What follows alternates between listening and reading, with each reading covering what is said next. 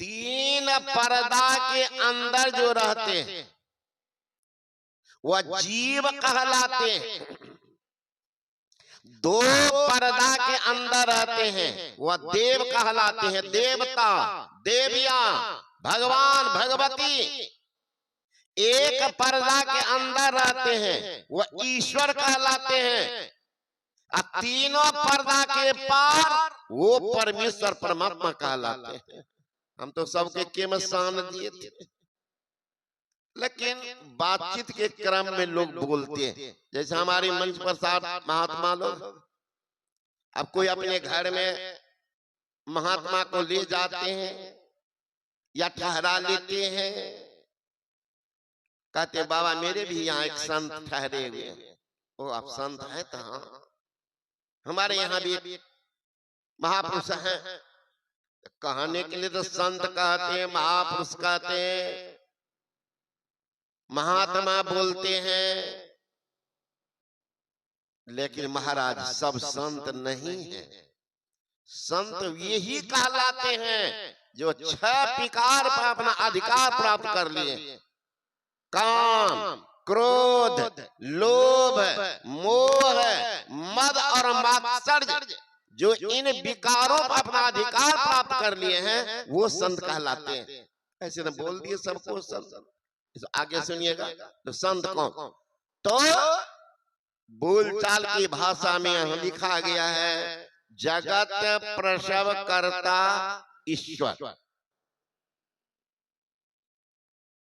जगत को बनाने वाला ईश्वर, जगत को बिगाड़ने वाला ईश्वर, स्वयं नहीं बनने वाला ईश्वर, स्वयं नहीं बिगड़ने वाला ईश्वर, किन्हीं के शासन में नहीं रहने वाला ईश्वर, सब पर शासन करने वाला ईश्वर, किन्हीं की प्रकाश की जरूरत नहीं ईश्वर, सबको प्रकाश देने वाला ईश्वर।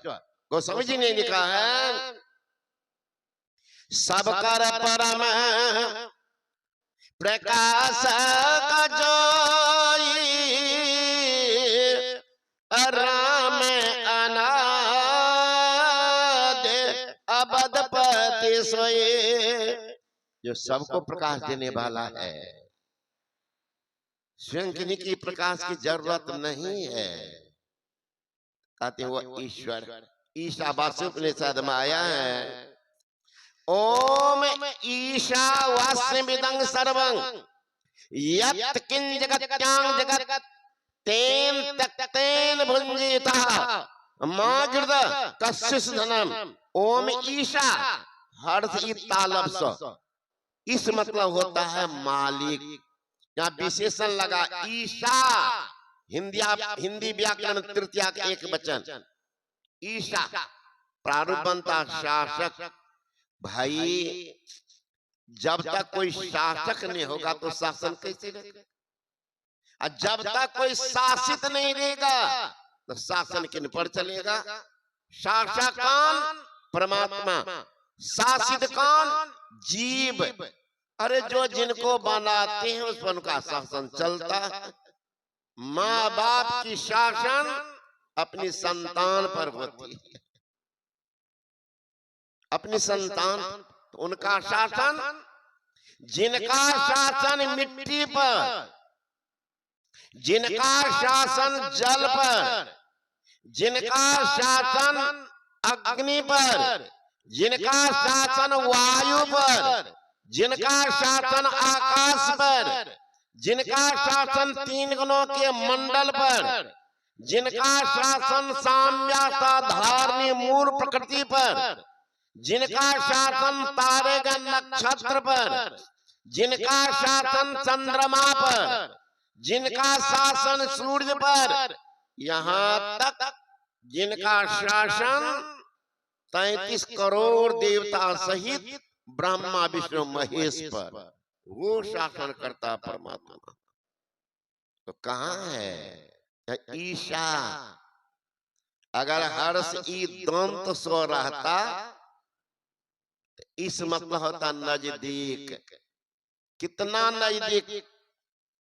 He is nearer hands and feet, हाथ पैर से भी नजदीक। हाथ पैर से, हाथ पैर से भी नजदीक। अरे हाथ में जख्म होती है, हाथ टूट जाता है साथ छोड़ देता, पैर टूट जाता है साथ छोड़ देता है। वो कौन है? ये टूटने पर भी साथ है, सही में भी साथ है, हर जगह साथ है, सोने में भी साथ है और जगने में भी साथ है। He is nearer hands and feet, हाथ पैर से नहीं। तो कहते हैं वो है कहां? ईशावास्य उपनिषद में आया है, तदे जति तन्ने जति तद दूरे तदवंती के। वह परमात्मा चलता है, वह परमात्मा नहीं चलता है, वह परमात्मा दूर से दूर है, वह परमात्मा निकट से निकट है, वह परमात्मा सबके बाहर है, वह परमात्मा सबके भीतर है। सुनने वाले ने कहा, महाराज ये क्या चालाकी वाली बात आप बोल रहे हैं? अरे दो शब्द एक साथ हो सकता है क्या? परमात्मा दो है क्या? नहीं, परमात्मा तो एक है। समझने वाला, जानने के ख्याल से ख्याल रखने वाला के लिए परमात्मा दो है। दो कहां? और निर्गुण है कि सगुण है? निर्गुण है कि सगुण?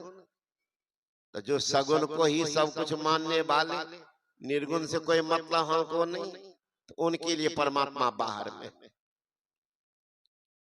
जो विषय बाजार में भ्रमण करने वाला है, उनके लिए परमात्मा तीर्थ में, व्रत में, धाम में, मंदिर में वह बद्ध है।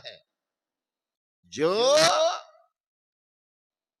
पर्यावरण से आच्छादित है, उनके लिए परमात्मा बाहर में ही दिख रहा है।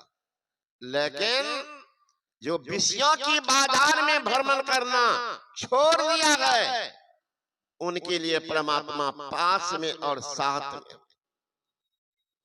जो घटतम प्रकाश शब्द के ऊपर है, उनके लिए परमात्मा हथेली पर प्राप्त है।